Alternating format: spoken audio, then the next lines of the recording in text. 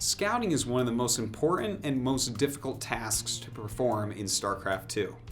The best pro gamers are oftentimes the ones who know how to scout and how to get the information that they need out of that while balancing the other tasks that they have to perform inside of the game. Cheese is one of the most frustrating things to lose against, as we all well know. Good scouting can lead to stopping many types of cheese and at least giving you a fighting chance against them. You need to scout to find out where your opponent is so that you know where to scout in the future as well. By scouting your opponent early and often, you can look for things such as hidden expansions that you expect to be up and may or may not be up, and thus you can react to those correctly, as well as checking out what is your opponent going for? What is his tech route? What is his strategy? Is he going for a lot of siege tanks? Is he going for a lot of marines? What exactly is he doing? These are things that you must know if you want to become a good player, because you have to react to them. On top of this, you're going to have to find out where is his army, what exactly is in his army, and where is his army moving. You need to know when your opponent is about to attack you, because if they attack you and you have no idea they're coming, you're going to be out of position, you're not going to have the right concave, you're not going to be able to tactically win the battle, which is something, of course, we'll talk about later on. Now, another important thing is, where do you attack? This is something a lot of people never think of, just let's attack. But instead, if you scout correctly and find out where they are, what they're doing, and how their units are set up, you can find a perfect spot to go in, attack, and get the most damage done. So we're going to go ahead and look at what do the three races have for scouting, what are some common ways that they go about getting this information. And later on, of course, we'll go through and outline exactly what you can do to actually get this information correctly, see what it means, and then react to it properly. We've already talked about so many of the basics of Starcraft, but how do you know when to do what? What is the foundation upon which decisions are made? Well, let's cut Starcraft down into its most basic parts. We have economy and we have battles. Now, what exactly are economy and battles? Well, economy, as we spoke of before, it's expanding.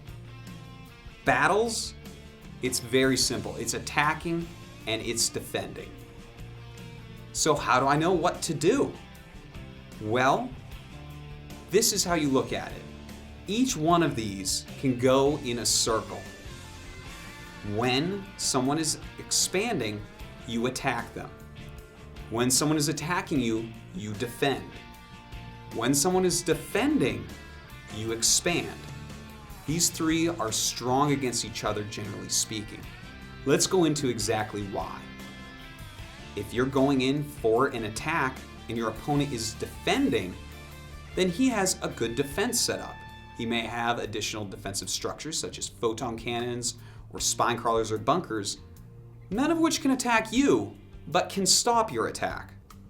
So what should you do against these static structures, this static army that's in a defensive position, which he's trying to prepare to crush your attack? Well, you can back up and expand, because he can't attack you right at that moment. Now, what if your opponent has decided to expand?